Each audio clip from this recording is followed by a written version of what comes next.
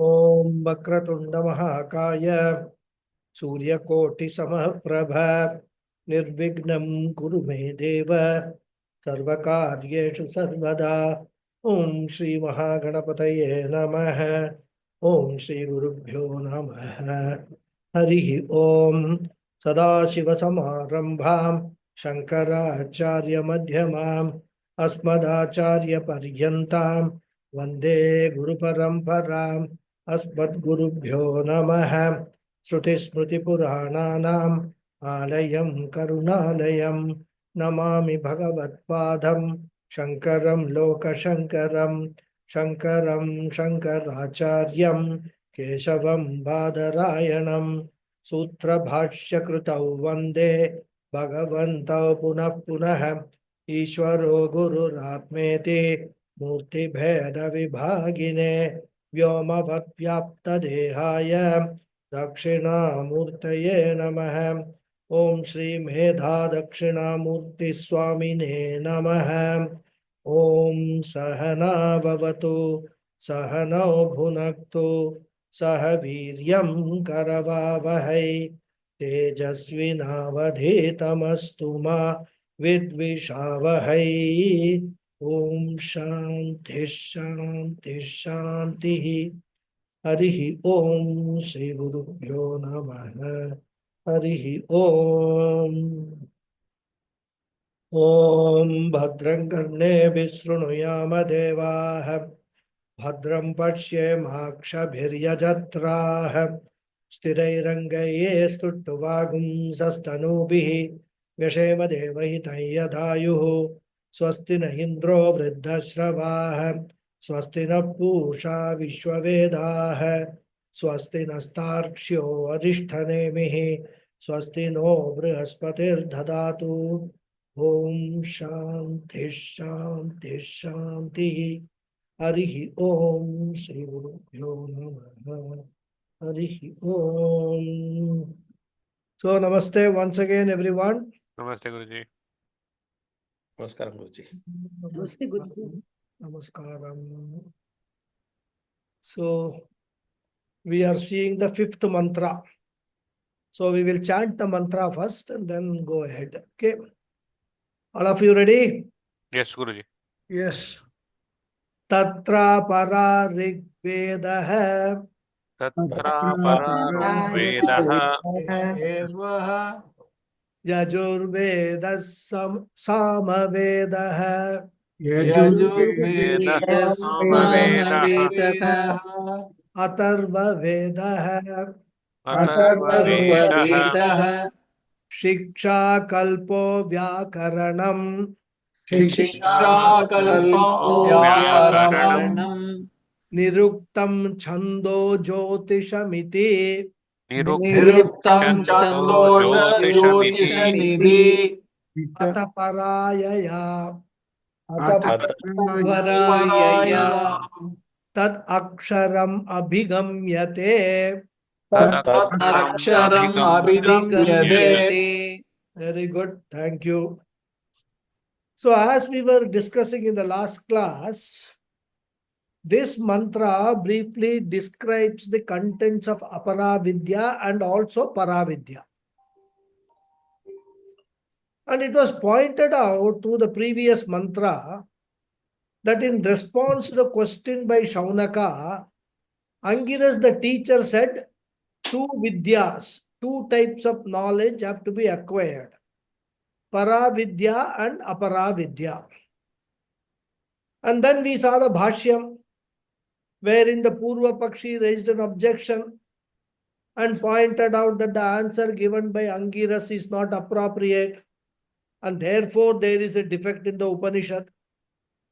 To which Bhashyakara clarified by pointing out that there was no defect because Angiras has followed the proper sequential order in communication, which is first to negate the misconception and then assert the right understanding. Some sound coming, I had muted. again.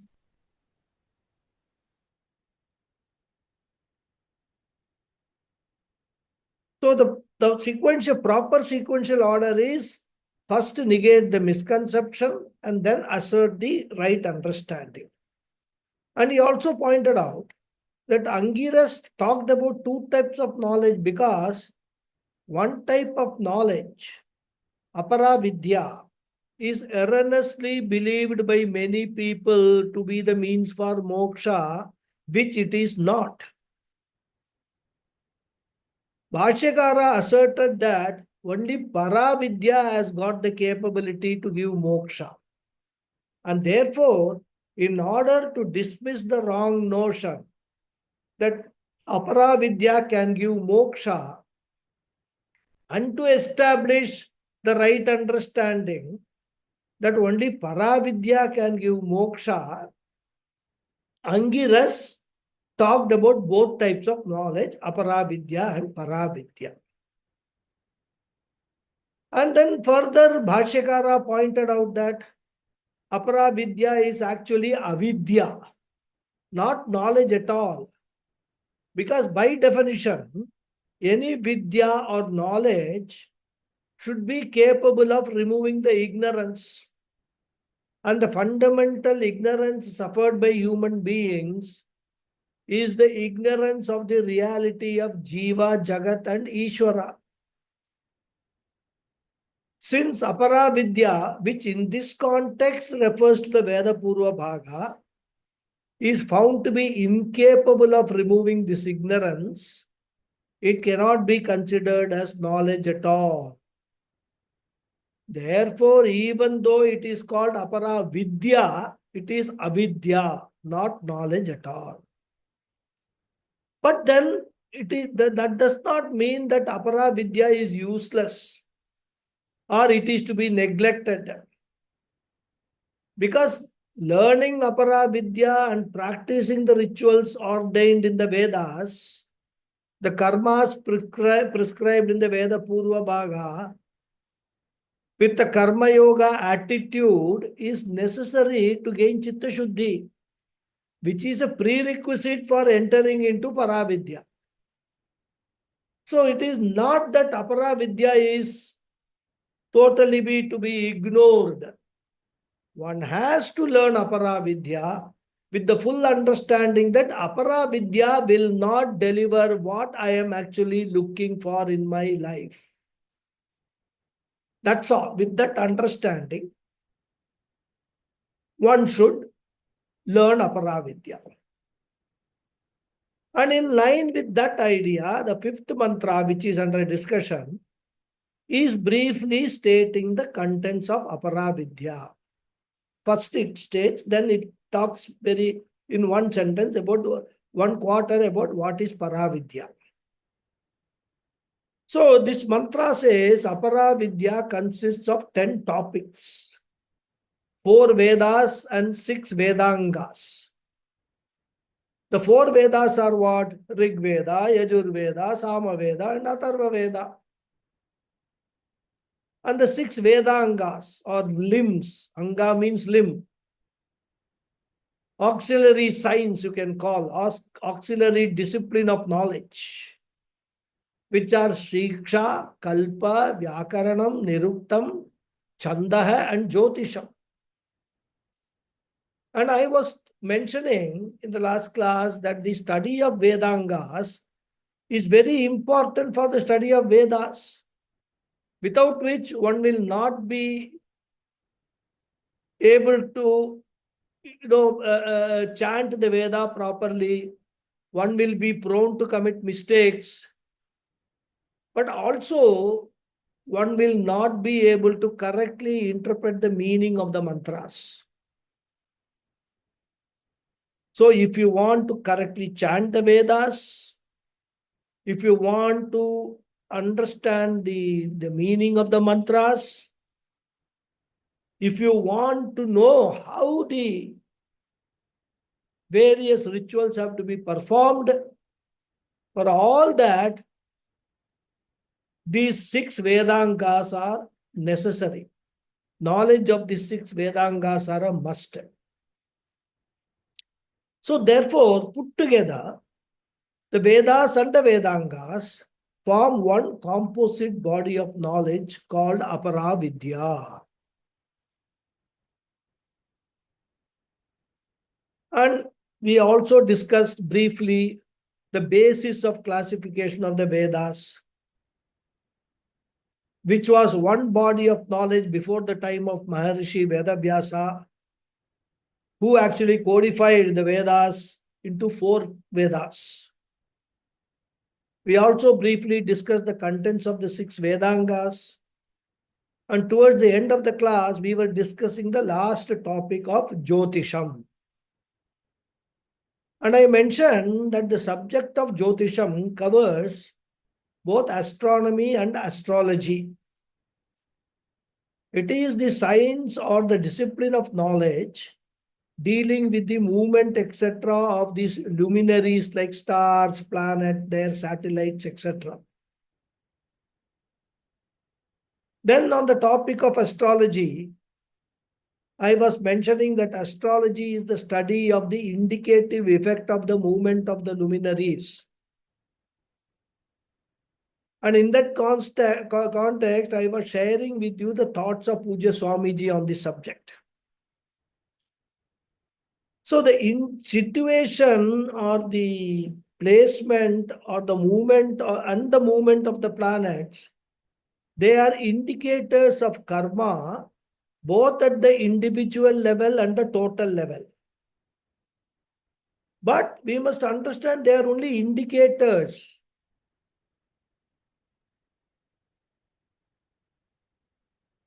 The effect of some of such karmas can be mitigated through prayers, pujas, offering, pilgrimages, charity, etc. Therefore, we should not take the position of the planets in the horoscope and their effects as deterministic, fatalistic. Oh, it is already there, nothing can be done about it. It will all be, my whole life will be guided by this horoscope. Indicative. It's only indication. They are only indicators that such and such possibility is there. And which possibility in many cases can be mitigated. So any prayers that we offer to any of the devatas like Guru, Shani, Rahu, Ketu, etc. is worship of Ishvara only. And therefore, what should be our approach? Our approach should be, whatever situation comes, let me learn to welcome it as an expression of Ishvara's order. That should be my approach. Rather than spending time so much on finding out what is my astrological situation today. In fact, in many newspapers, magazines and all, they give this, what is that, zodiac sign, prediction for today. I've seen many people, the first thing when they open the magazine or newspaper is they straight away go for this one. What is in store for me today? And the wonderful thing is, there may be maybe, billions of people, because there are only 12 zodiac signs. So even on an average, if you divide the entire world population by 12, 1/12 of the world population seems to be having the same prediction. And people don't apply their mind. But for many of them, it is more of an entertainment. I don't think they take it seriously. But it's an entertainment, fun to know, okay, what is in there. Suppose something comes true. I read this will come true. So that is the situation. That Jyotisham is useful for studying and getting the details of karmas.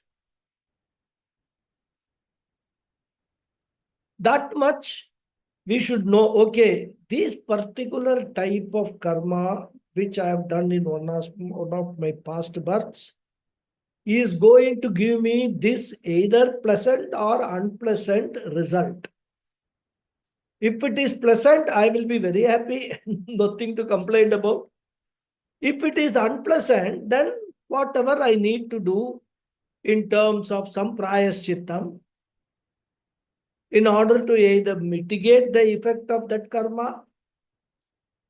In many cases, it may not be possible to totally remove the effect of that karma, but you can mitigate it. You may be having a severe headache, at least some aspirin or something you take. That effect of that headache is mitigated. It may not fully go. So that is Jyotishamiti. Now the last line of the mantra, Atha para yaya tad aksharam adhigamyate. Atha means now. Means thereafter, after I have talked about aparavidya, now. Paravidya. Para means paravidya. Paravidya is talked about. The higher knowledge is talked about. And what is that higher knowledge? He says yaya. Yaya means by which. Tad aksharam. That imperishable reality. Adhigamyate is attained. So paravidya is that by which the highest or the imperishable reality is attained. I will later discuss this topic, that how come it is said that it is attained. It should have been said that paravidya is that by which aksharam, the imperishable reality, Brahman, is known. But that is what we in Vedanta always say, isn't it?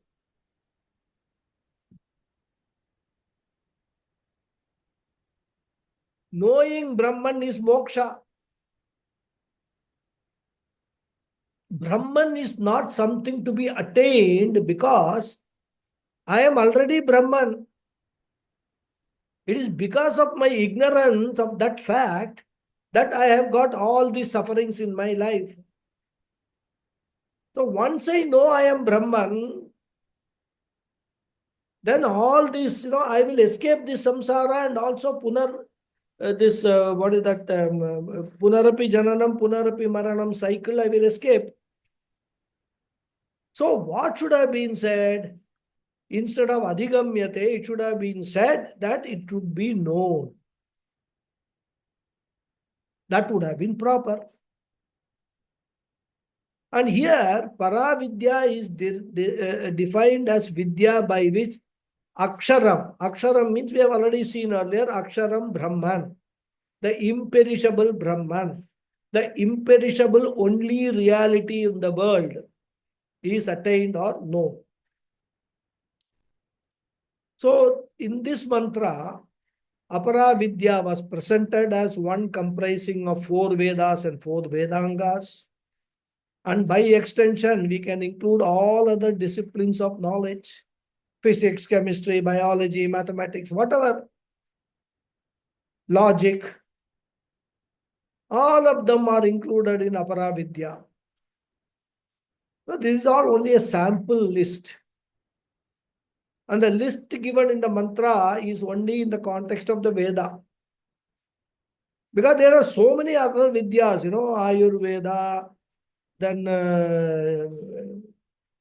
so many are there. Nothing is coming immediately to my mind.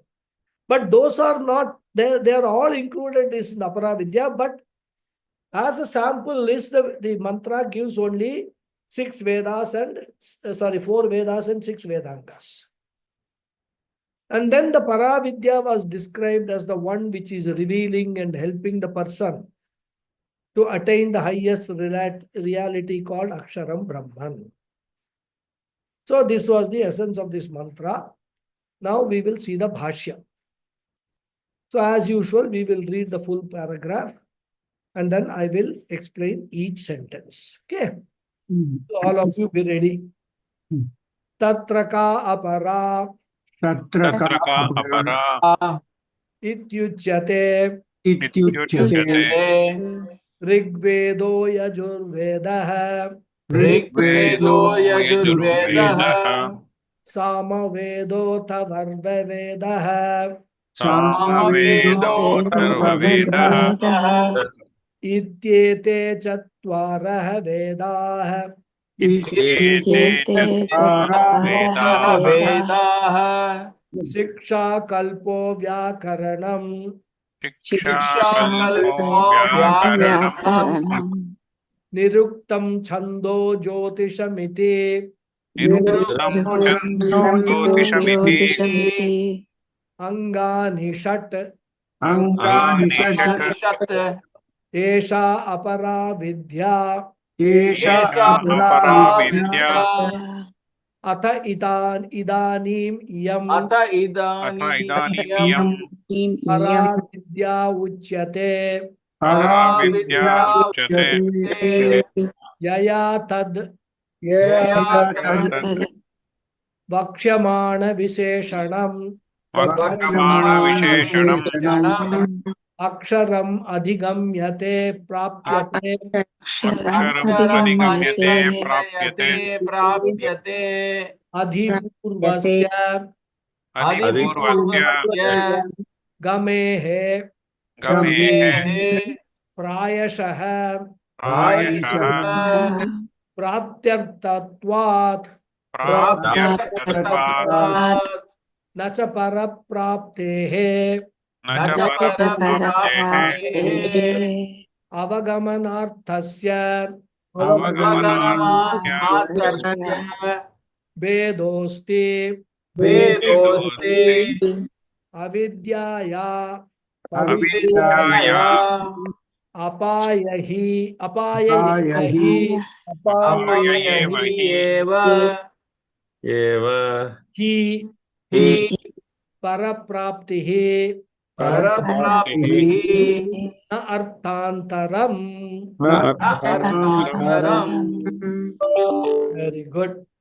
So Bhashyakara starts with a question. Tatra ka apara. What is that apara? What comprises apara or apara vidya? Interestingly, Bhashyakara interprets the word tatra. Tatra literally means there, right? The question will be there means where. So he interprets tatra as between the two. Between apara vidya and para vidya, what is apara vidya? Tatra ka apara. So ka, tatra is used, he interprets as ka. Ka means what? And this he does by just adding that word ka. As we have discussed, while discussing the mantra, tatra, as I said, it means there. Tatra doesn't have, of course, colloquially one can say tatra, there, what is the difference, like that, something one can say colloquially. But generally, tatra means there, in terms of pointing out a place. But here, Bhashyakara interprets it as what? And then he elaborates. As between the two means between Paravidya and Aparavidya. And all this he achieves by making a simple statement as an interrogative statement. Of these two, ka apara, what is apara? Iti uchyate, this is being told. So the answer to that question is being told. What is the answer? Chatvaraha Vedaha. So the answer is given. Chatvaraha means four. Four Vedas. Rig Vedaha, Yajur Vedaha, Sama Vedaha, Atharva Vedaha iti. In this manner, Uchyate is told. So first of all, these four Vedas form the part of Apara Vidya. This is what we have to understand. These are the 4 Vedas. But this is not complete. Because as we saw, Vedangas are also included in Aparavidya. Therefore, he says, Siksha Kalpo Vyakaranam Niruktam Chando Jyotishamiti Angani Shad. We have discussed all of them. They are limbs of the Vedas. So if Vedas are the main body, these 6 are its limbs, auxiliary disciplines, as I said. Secondary disciplines, branches of knowledge, which help us to understand the subject matter of the Vedas effectively. So now when we say limbs, it means these are the body parts of the Vedas. Now somebody may ask, okay, oh, very good. Now, when we talk about the human body parts, we say hand, leg, etc., eyes. Now, which is which? Which, of the 6 is the hand, which of the 6 is legs, which is the eyes, etc. Totally irrelevant, but then people will have such questions, And there is a sloka in a text called Paniniya Shiksha. That very, this is all, to make Vedanta a little more entertaining. No relevance to the main topic or the main purpose of Vedanta. Just to make it entertaining, retain the students' interest. As I said, one of the driest subjects, to make it a little moisture. So, which discipline is equivalent to which part of Vedas? A beautiful imagery is given. The sloka says, Chandaf padau tu vedasya hastau kalpota pathyate jyotishamayana chakshuhu niruktam srotramuchyate shiksha ghranam tu vedasya mukham vyakaranam smritam tasmat sangam adhityaiva brahma loke mahiyate. Chandah padau tu vedasya. The Chandas Shastra are considered to be Padau. Padau means the feet of the Vedas. So if Vedas are the body, then Chandas Shastra are equivalent to the feet, because Chandas Shastra forms the basis of the structure of the mantras. The flow of the mantras is based upon the Chanda Shastra. That is why when the mantras are created, or they are what you can say formulated, we have to keep in mind this Chanda Shastra. The rules have to be followed. Because legs also help us the flow of the body, isn't it? With legs only we are able to walk and run, etc. So Chandah padau tu vedasya. You can say that the structure of Veda mantras stand on the Chanda Shastra. Then hastau kalpota pathyate. The hands will be Kalpa Shastra. The discipline of knowledge dealing with rituals, that will be equivalent to the hands of the Vedas. Because all rituals, we use the hands. Swaha, swaha, we do put all the oblations, etc. Everything, even otherwise, all karmas. Many of the karma, I wouldn't say all, most of the karma we do with the hands only, eating, drinking, everything. The hands are one of the most important karmendriyani. Similarly, Kalpashastra makes the person do. The doing part of the rituals is dealt with Kalpashastra, therefore Hastau Kalpaha.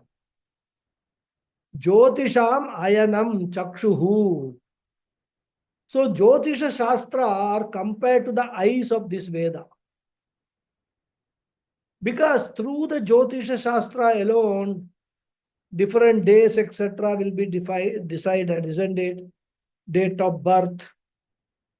A person dies also, the tithi in which he dies, the month he dies, everything, whether it is Uttarayanam or Dakshinayanam, all that.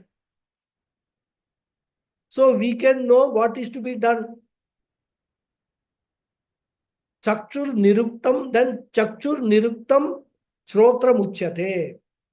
Nirukta Shastra, the etymology, the discipline of knowledge dealing with the etymology of the words is Shrotra Muchyate.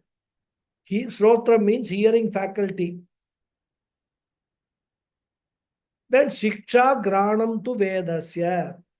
The Shiksha Shastra is equal to Granam. Granam basically means nose, the smelling faculty. Mukham Vyakaranam Smritam. Vyakaranam grammar is considered to be the mouth of the Vedas. Tasmat Sangam Adityaiva Brahmaloke Mahiyate. So, Sangam means Sa-angam. Adityaiva means one who studies. Tasmat, therefore, one who studies Vedas along with the Angas attains Brahmaloka. Brahmaloke Mahiyate. So the glory of these 6 Angas are very beautifully described in the slokas. So these 6 Angas along with Vedas, 4 Vedas, form the Apara Vidya, contents of Apara Vidya. And he says, Esha Apara Vidya. This is Apara Vidya. Esha refers to the 10 Shastras, 10 disciplines of knowledge. They comprise Apara Vidya, the lower knowledge. Now the next one is explained. Atha idanim iyam para vidya uchyate yaya tad vakshyamana viseshanam aksharam adhigamyate prapyate. Atha means now, as I said earlier also. So Bhashyakara says, explain this as idanim, means now. So 2 words, Atha, Idanim, both means now. So Atha, Bhashyakara gives the meaning in Sanskrit as Idanim. Iyam means this. Para means higher. So, in the mantra, only the word para is used. And it leaves it to our understanding that it refers to para vidya. But Bhashyakara makes it very clear by saying that para means para vidya. Right? Iyam para vidya uchyate. He says. Uchyate means he's told. Now next Bhashyakara explains what is meant by this para vidya. He says yaya, by which, tad, that. So that by which means by which para vidya, aksharam, the imperishable reality, adhigamyate, is equal to, he says, prapyate, is attained. Vakshamana viseshanam, the features of which will be talked later on. Vakshamana means that which will be told later on. Viseshanam here means features or definition. So Paravidya is that by which the imperishable reality, the features of which will be talked about later on, is attained. Now Bhashyakara is substantiating the meaning of the word adhigamyate, which he explained as prapyate, attained. So as I said in the beginning itself, when we study the Upanishads, especially with Bhashyam, some amount of grammar is always involved. Because everything is in Sanskrit, so the knowledge of Sanskrit grammar helps. So here also, Adhigamyate, he is now explaining. First of all, he says how this word Adhigamyate is formed. He says Adhipurvasya Gamehe. Gamehe refers to the verbal root gum. Gum has got many meanings, several meanings, to go, to know, etc. So one of the meanings is to know, knowing. And that would be expected, that by vidya, knowledge, some object is known. We don't say by vidya something is attained. So question is, how come it is said here that the paravidya aksharam is attained? Mantra should have said paravidya aksharam brahman is known. That would have made sense. And because people who know all this Sanskrit and all that, the words, meanings, they will raise such questions. That is why this Purva Pakshi, very well read, educated in all Vedas, Vedangas, he will be sitting by the side waiting for this. How can the Upanishad say it is attained? It should have said it is known. That is why there is a defect. Waiting to point out defects. Very good, because our intellect is also challenged in the process. Our thinking is also refined in the process. And Bhashyakara, being that intellectual giant, he helps us. He says, why in this particular context, attaining is knowing. And when we actually study that, understand that, we appreciate the nuances of the use of words in the Upanishads and also in the Shastras. So he says, Adhipurvasya Gamehe Prayashah Praptyartatvat Adhigamyate. So as I said, he explains how this particular verb, Adhigamyate, is formed. Adhipurvasya Gamehe. And as we have noted, Gamehe, which refers to the verbal root gam, which has several meanings, one of which is to know or knowing. Adhipurvasya means the prefix with the upasarga. With the prefix, or the prefix is called upasarga in Sanskrit. Now, Bhashyakara says the verbal root gam prefixed with adhi is prayashah. Prayashah means generally. Used in the sense of prapti arthatvat, in the sense of meaning attainment only. But sometimes it is used in the sense of knowing. So that's why he uses the word generally. When he uses generally, means in some circumstances it can mean knowing also. But generally it is used in the sense of attaining. So first of all, he gives the reason, gives the grammatical reason that why he has interpreted the word adhigamyate as prapyate, attained. Okay, now this is based on grammar. Now Bhashyakara says, it is not only because of grammar, but there is a philosophical reason also. And that reason he gives in the next sentence. He says, na cha paraha praptehe avagamanarthasya bedaha asti. So first he said, generally knowing and attaining are different. Knowing does not mean attaining. But just as we know something, doesn't mean we have attained something. That's something, isn't it? Suppose I go to a shop I see some mobile phone or laptop on the display, and there is a full description of about that laptop or mobile. I read all that.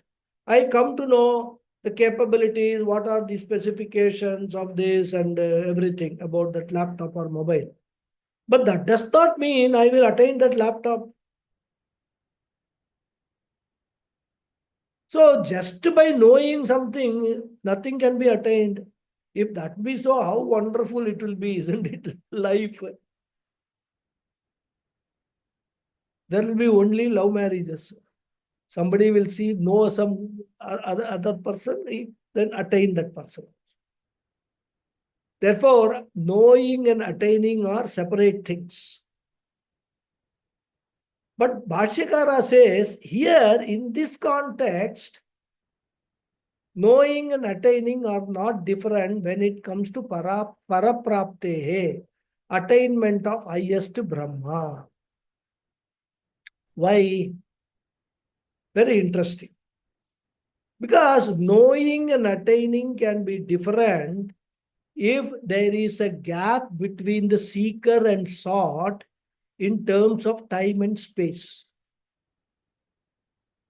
For example, if there is a gap between me and my being 80 years old, there is a time gap.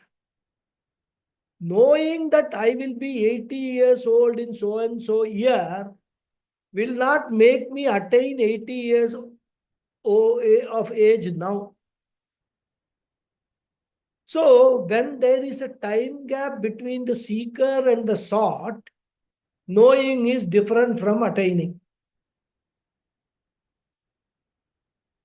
Similarly, if I know that there is a country called America about 13,000 kilometers away from where I live, I know a lot about America, its culture and things like that, and all. I've read, gone, Googled America and found out all these things. I know a lot about America. But even after knowing, I will not reach that place instantly because there is a space gap is there.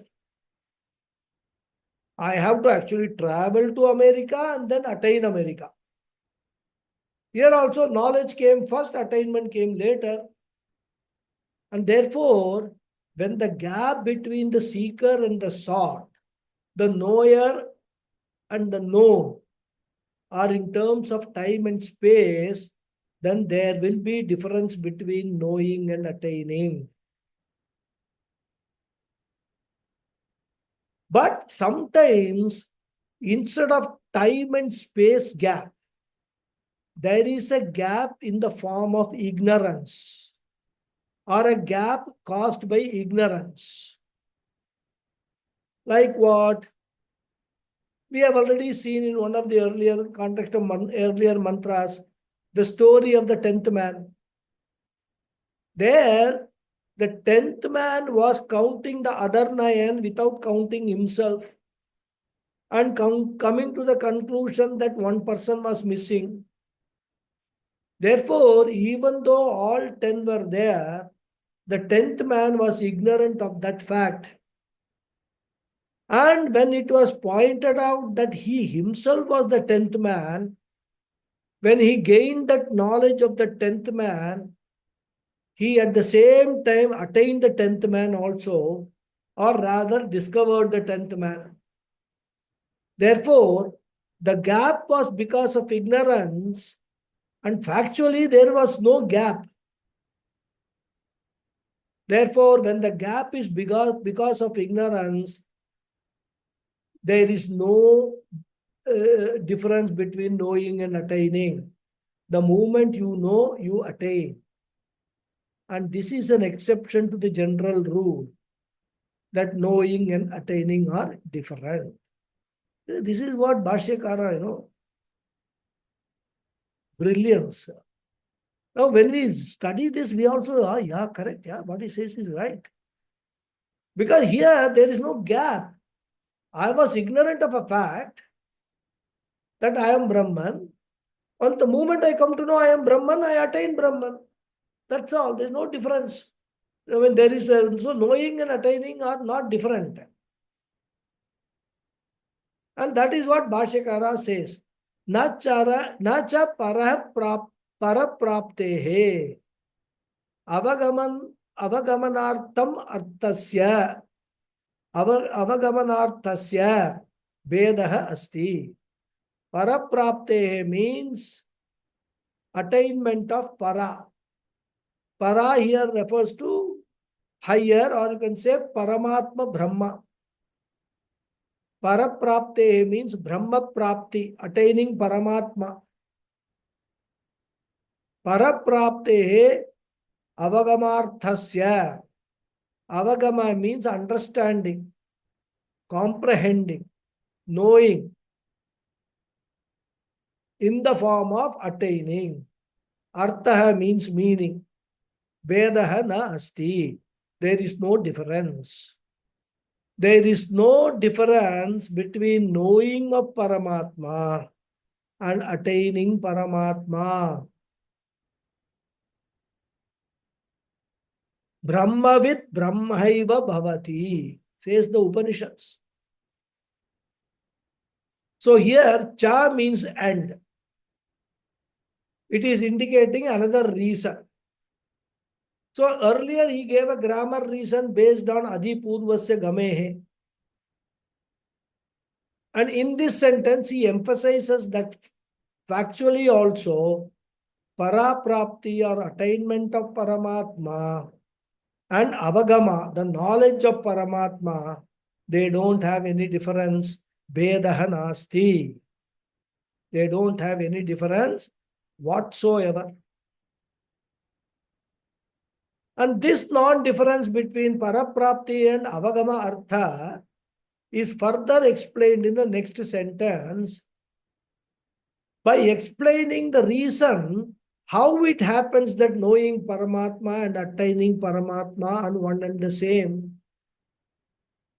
The reason is the knower is always identical with Paramatma, identical with Brahman. The knower who is knowing is always non-separate from Paramatma. He is one with Paramatma even when he did not know he was one with Paramatma. So the appearance of a distance between him and Paramatma was caused by the ignorance. And that does not take away the fact that the knower and the Paramatma are one and the same. And it was because of this ignorance that all along I was actually traveling Dvaita Bhakti, that I was thinking myself to be different from Paramatma. Then the knowledge knocks off the ignorance.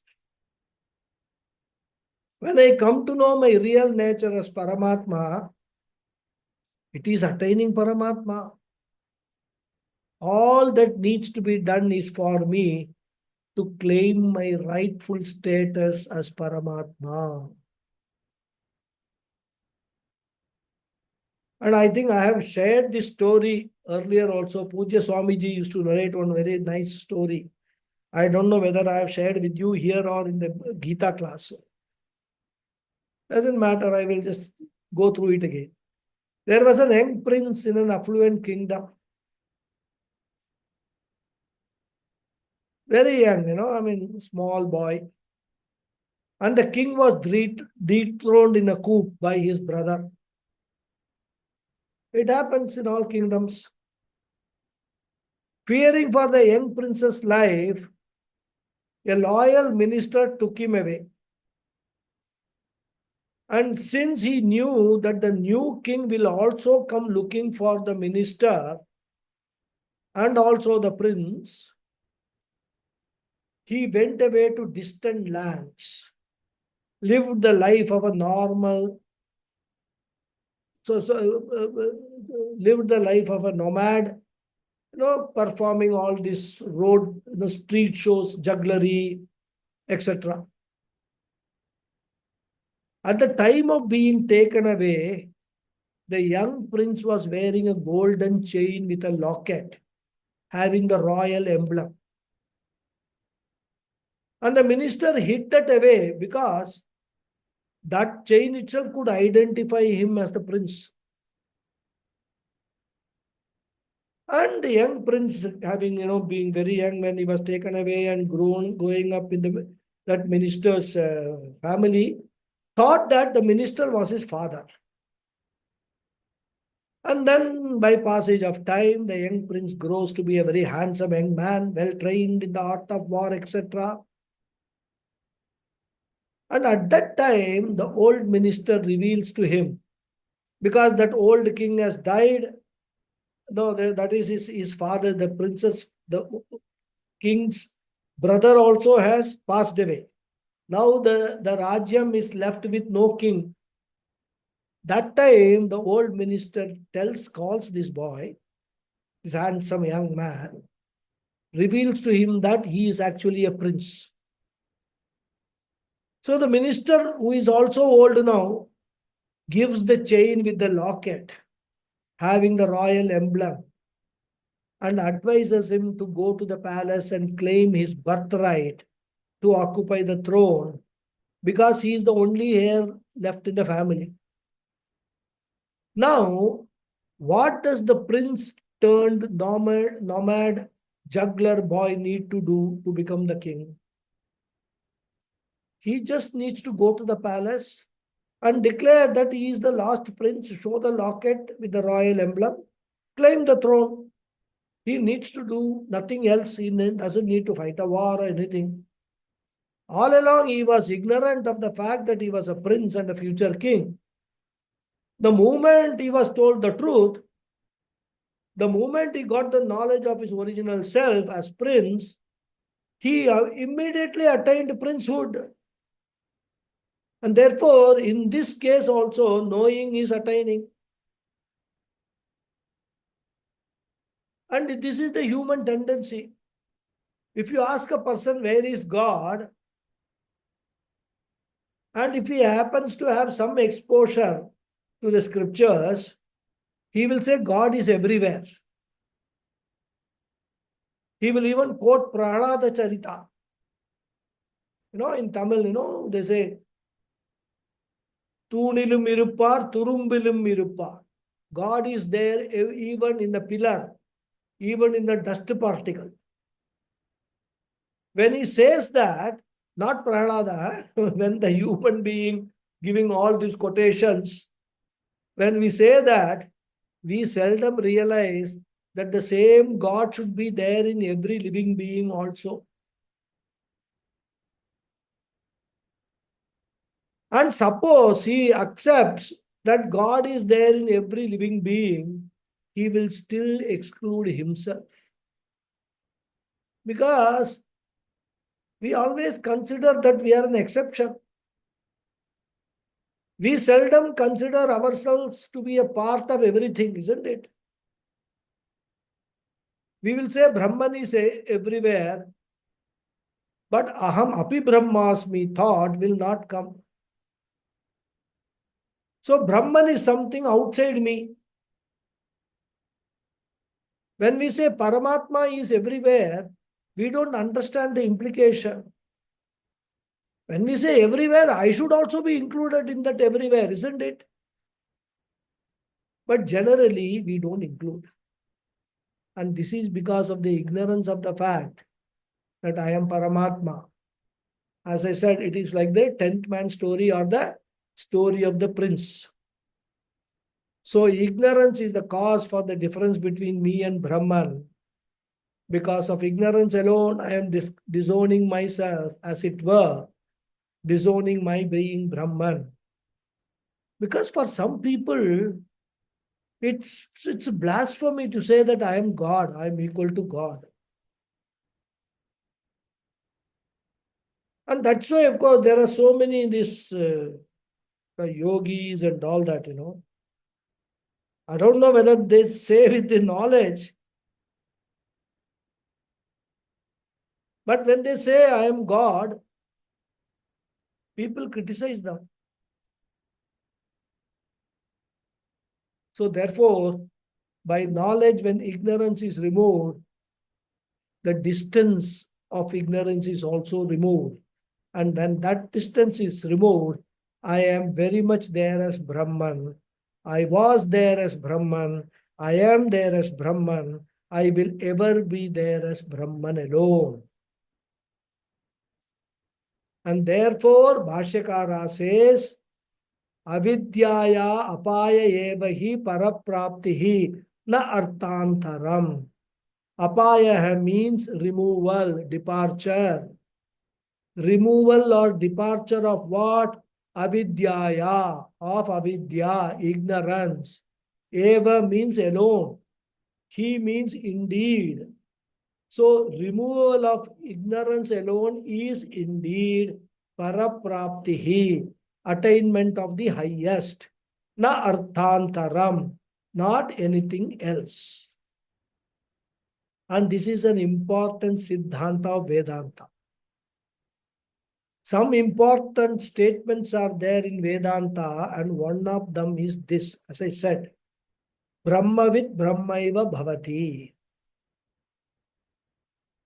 The knowledge, by the knowledge of Brahma, one becomes Brahman. So that removal of ignorance alone is parapraptihi, na arthantaram, nothing else. And this nothing else also indicates that nothing else is need to be done to attain Paramatma. Because people have this orientation also, which comes from the Veda Purva Bhaga and also from subjects of physics, chemistry and all. The orientation is after learning something, one has to do something based upon the science, and then only you will get the results.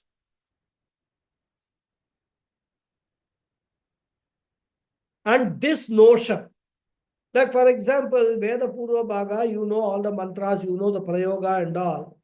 But you will get the result only if you perform those rituals. You have to do something. After knowing, doing something, then only attainment is there. So knowing, doing, attainment, 3 stages. Similarly, in physics, chemistry, etc., first theory, then practical, then QED. Isn't it? Knowing, doing, attaining. And this notion is knocked down by Shastra again and again. By knowledge, ignorance is removed. Ignorance was causing distance, and this distance causing factor is gone, and therefore there is no distance between me and Brahman. That notional distance was there because of ignorance.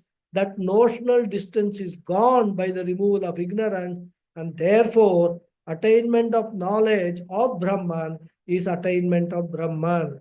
In this Upanishad also, this idea will be given very, very clearly in the last part. It will say, Brahma Veda Brahmaiva Bhavati. The one who knows Brahman, attains Brahman, means becomes Brahman. Now another doubt is raised. By whom? By our great Mr. Purva Pakshi. We will read the objection. Probably we may not have time to discuss. We will discuss in the next class. But first we will read. All of you, be ready. Nanu Nano Rigvedadi Bhakya Rigvedadibahya Tarhisa Tarhita Katam Para Vidya Syat Katam Vidyastat Moksha Sadhanam Cha Moksha Sadhanam Cha Ya Veda Bhakyaha Smritayaha Ya Veda Bhaksha Yascha Kascha Kudrishtaya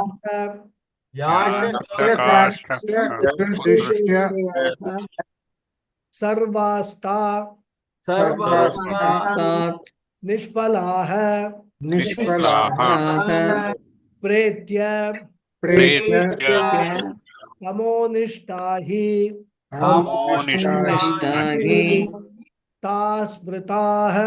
Tasmritaha This is Manusmriti. Iti hi smarante Iti hi smarante kudrishtitvad Kudrishtitvat Kudrishtitvat nishpalatvad Nishpalatvat anadeya syat Anadeyasya Upanishadam cha Upanishadam cha Rigvedadi bahyatvam syat Rigvedadibhahyam Rigvedaditve tu Rigvedaditvetu Pritakaranamanarthakam Karnamanartakam Atapara iti. Parayiti So, Nanu means, as we all know, means objection. We will discuss this bhashyam, this Purva Pakshi's objection in the next class. Okay. Om Purnamada Purnamidam Purnat Purnamudachyate Purnasya Purnamadhaya Purnameva Vasishyate Om Shanti Shanti Shanti Harihi Om Shri Gurubhyo Namaha Harihi Om. Dhanyavada everyone. ಧನ್ಯವಾದ ಗುರುಜಿ. ಧನ್ಯವಾದ ಗುರುಜಿ. ಧನ್ಯವಾದ ಗುರುಜಿ. ಧನ್ಯವಾದ. ಧನ್ಯವಾದ ಗುರುಜಿ. ಧನ್ಯವಾದ. Dhanyavada. Thank you. Good Thank you. Guruji, when we discuss this astrology, Hmm. now there are so many, I don't know whether to call them branches or anything. Handwriting reading expert, face reading expert, then this tarot card reader, especially during elections, the kind of people who come to the surface and the predictions on the same person, how it varies, is something very interesting. But nothing of that is there in the Vedas. All this is all human creation. They're all spinning. Bhagwan's creation. Vedas only two things: Jyotisham, astronomy, and astrology based upon the movement of the luminaries, whether it is stars or planets or the satellites like moon, etc. Their movement, according to the Veda Shastra, they indicate at the individual at the time of birth where the placement is there, indicates your past karmas. Mm-hmm. So you will have your horoscope if there is someone who is a real Jyotishi. Real in the sense who has actually studied the Jyotisha Shastra as per Veda, who practices all the disciplines to practice the Jyotish Shastra. Because Jyotish Shastra practicing is also not easy. There are so many things, Nishtha, that the Jyotishis have to observe every day. Because in the Vedas it is said, the words coming out of an astrologer are the words of Bhagavan. That is the highest pedestal the Jyotishi. In fact, Jyotisha Shastra for individual predictions, etc., was not in vogue at all. It has all come in vogue in the last few hundred years. Earlier, these Jyotishis used to be astrologers who used to be the royal astrologers. Okay? Correct. And their job was that suppose some big event is to be done, some war is to be fought, right?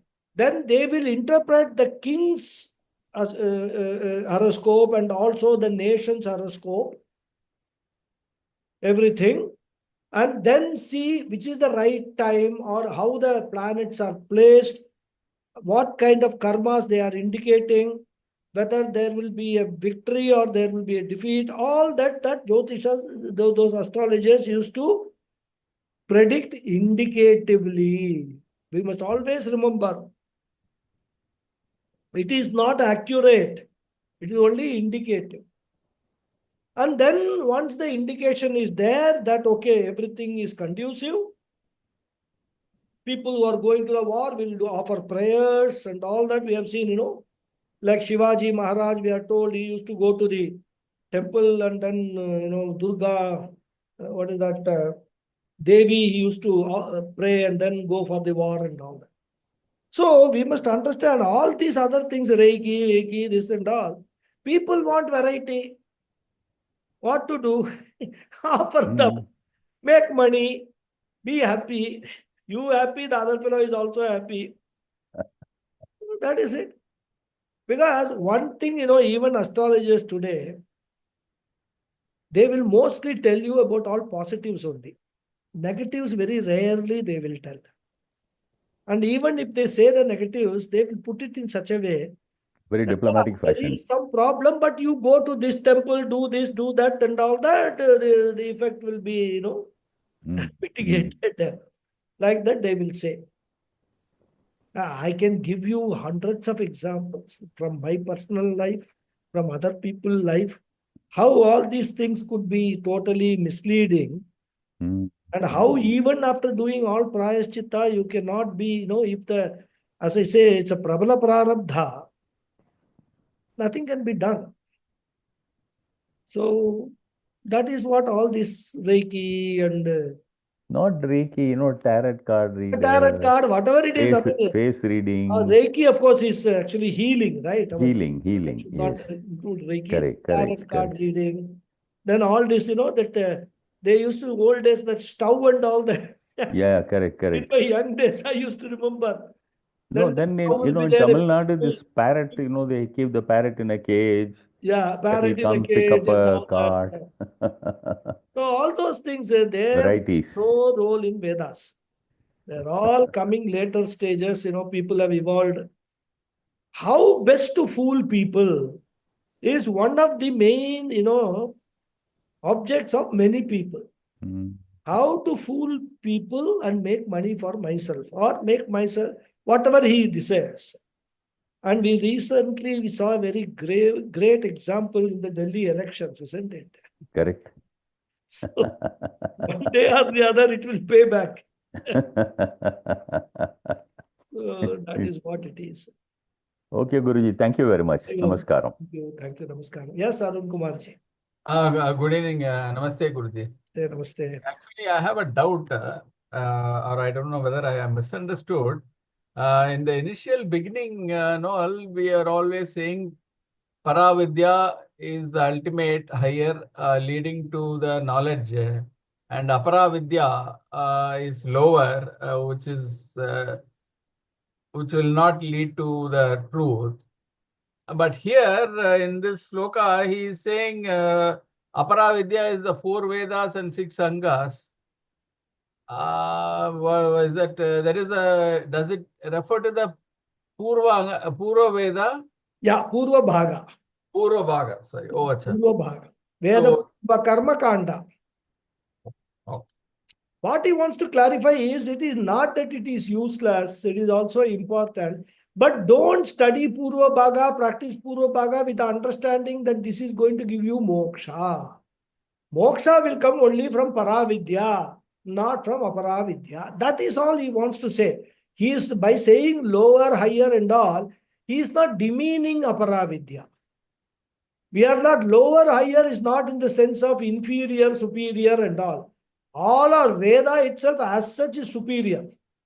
But relatively, for what purpose is what we have to see.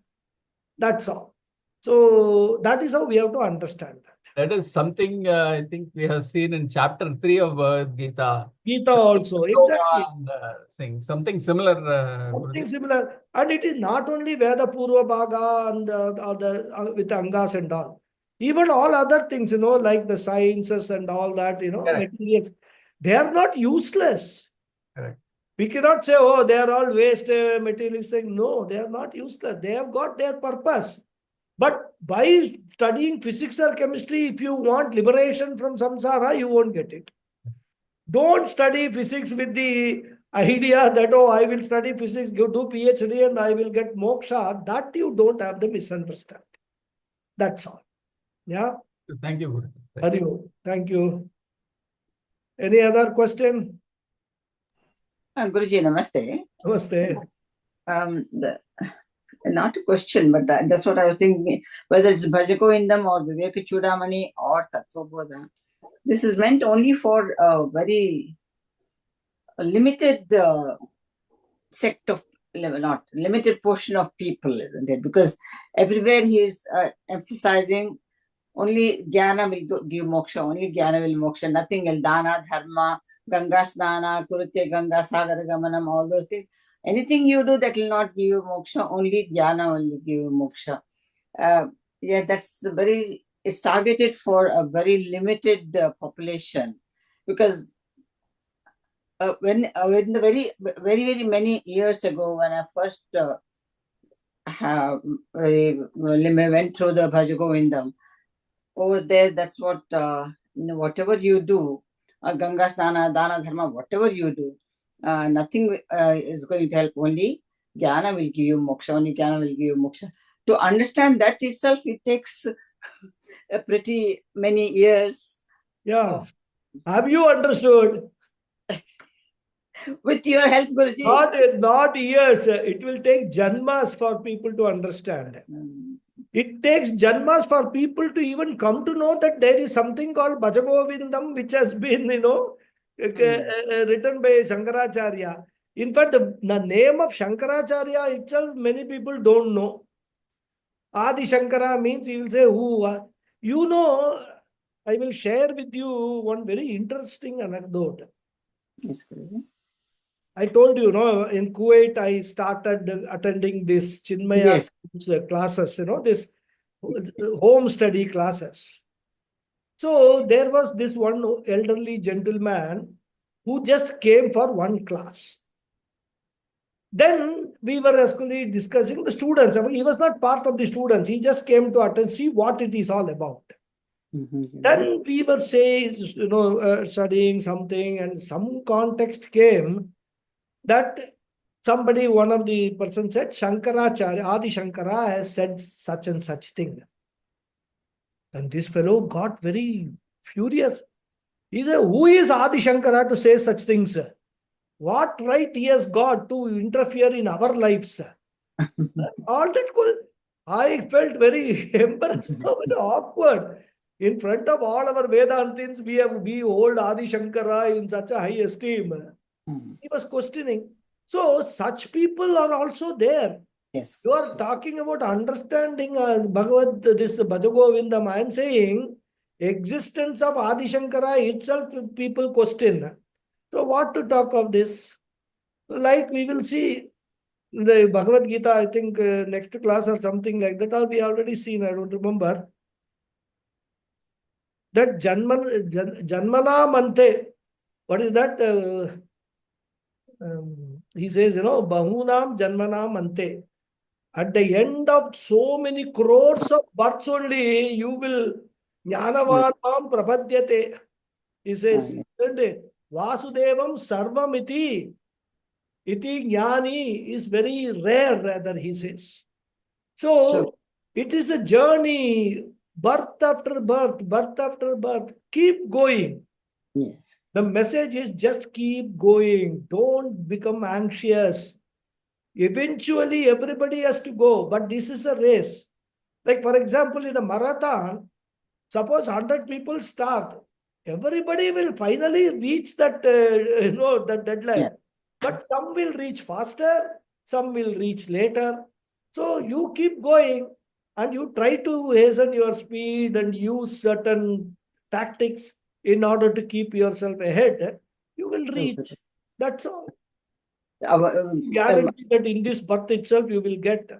No guarantee is there. Until the age of 24 or 25, I had not even, I didn't even know the existence of either Bhajagovindam or Adi Shankara. Because only after marriage, when I first heard the Bhajagovindam recording in my husband's house, so I got, the first time when I heard Dugran Karne, Nahi Nahi Rakshiti Dugran Karne, that word Dugran Karne attracted me. I was wondering what the Dugran Karne was, and that's how the journey started. Yes, because what you're saying requires some nimitta to come here, that's all. Yes. The nimitta can be anything. Thank you. Hari Om. Hari Om, Hari Om. Yes, Sulekha ji, what's your question? Namaste, Guruji. Namaste. In today's class, we were discussing when the seeker and the sought, if I'm understanding correctly, when there's no distance or gap between them, that is when the knowledge, I don't want to say appears, that's not the right word, but reveals itself. Is that correct? Sorry? Revealed, like when the seeker and the sought, when there is no distance or space or time between them, then that knowledge is attainment of that. Is attainment. Yeah. My question is, we live in a realm right now where we live in time and space. How is it possible that we jump, or can we jump into a place where there is no time and space, where there is no distance between what is sought and we as a seeker, or we as a one who is trying to attain that knowledge? And your answers to other questions have been very, very helpful and encouraging, especially around just keep going, don't have anxiety about it. It will be coming, it's a journey. I think those are all very strong encouragement. But intellectually still, that question has been arising in my mind about the distance or the gap between time and space in this realm and where there is no time and space, where everything is already in existence, where it is just a process of not even having to reveal itself, that it just is. And I'm in no rush or hurry, whether it's this lifetime or next lifetime, but I'm on that journey as we've discussed before. So, but my intellect is still asking that question somehow. Should I just leave the question alone? It will come when it comes. Or should I be trying to look for that answer through your satsanga? The answer is very simple. That because the reason why all this discussion is coming, because in the Shastras, the word attained, praptihi, attained is used often. And then at the end of this whole this thing, it says that when you say aham brahmasmi, that you are already Brahman. It is not, suppose if you are already Brahman, there is no attainment because you are already that, isn't it? But if you are not Brahman, you can never attain Brahman. So if you are Brahman, just knowledge that I am Brahman is what is attainment. And because in the Shastra they use the word prapte or prapti, attainment, all this explanation, because everybody will question. Actually, what the Shastra says, there is nothing called attainment. It is only removal of the ignorance is called attainment. But why you are then using the word attainment? Shastra has used. So we have to give it an interpretation that here what is attainment. So we take examples. When there is a gap in terms of time and space, then we can talk about attainment.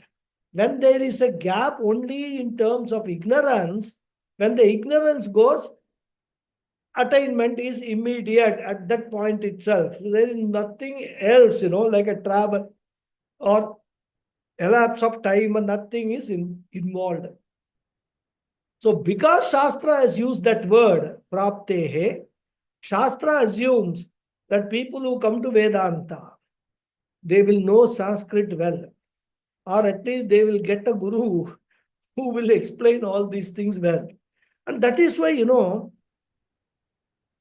in Bhagavad Gita, later on Krishna will say, it is called Guhya Tamam.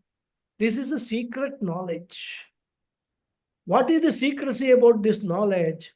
Secrecy is, the words used in the Shastra can easily mislead you to different conclusions. So, because you don't have a proper guru, you don't have a proper Shastra, the word people have interpreted attained as to reach. And that is how this idea that moksha means you have to go to Vaikunta, you have to go to Swarga Loka, or Kailasa, this concept as notion has come.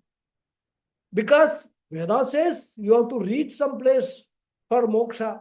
So I reach.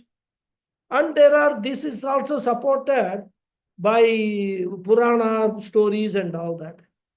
But what is happening? That is all meant for common man, not for one who has come to the Upanishad stage. So all these things then are revealed.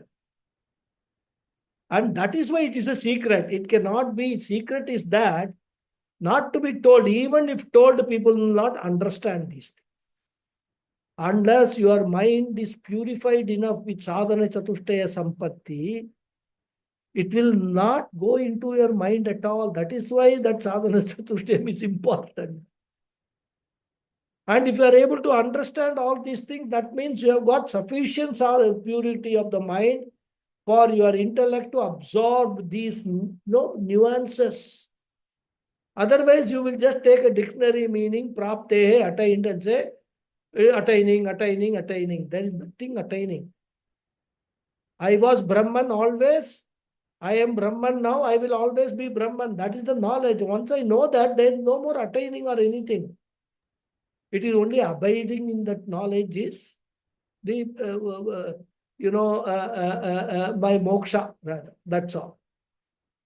So all these things are all, very high level. I mean, it's like you are coming to almost like a second postgraduate or something, or PhD level kind of a thing. Not for common person will not understand, even if he knows Sanskrit, if he has no exposure to the scriptures in this manner with a studying commentary of the Adi Shankara or some commentators and all, he will not understand all these things. So, Guruji, when Sulekha ji asked that question and we were replying to her, something that popped up in my mind about in one of the talks of Swami Chinmayananda ji, he compares that's the example of you put your keys in your pocket, but you're looking for the keys all over the house without knowing that they're in the pocket, and you look for it everywhere, all over, and then suddenly when you touch your pocket, it is there, and then so that means that realizing it's there is finding it. We have never lost it. Very good. Good example. Very good example. That's one of the examples he always used to give. Very good example. Very nice. Chinmayaji will come up with very good examples, obviously. Yes. Thanks for Guruji. sharing that. Good example. Thank you. Hari Om. Yes, Thank you. Srikanth. Guruji, just wanted to comment. There is also another incident with Chinmayananda ji that he was, I mean, traditionalists used to tell him, this is very secret knowledge, why are you teaching to everybody? And Chinmayananda ji said, it doesn't matter. Let them all hear this. Not many people will understand any which way. Yeah. It still remains a secret. Yeah, exactly. That's what I'm saying. So that was Chinmayaji. See, Chinmaya's guru, Shivananda, actually dissuaded him from performing all these Jnana Yajnas. Yeah. He said, no, this is not a knowledge which you should give it in public. So you teach in Gurukulam, Ashram, who come with the specific goal that I want to gain this knowledge, teach them. You can't just go and give a public lecture and all that. But Swami Chinmayananda convinced him that let me hold one, Jnana Yajna in Pune. If less than 100 people come, then I will stop. I will not do it again. So he said, okay, on a trial basis. And the first Jnana Yajna he conducted, more than 100 people came.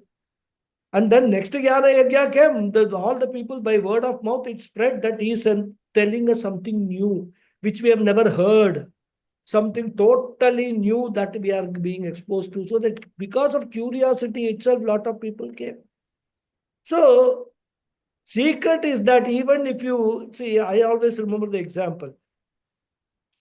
When the small kids are there in the house, and my husband and wife have to converse.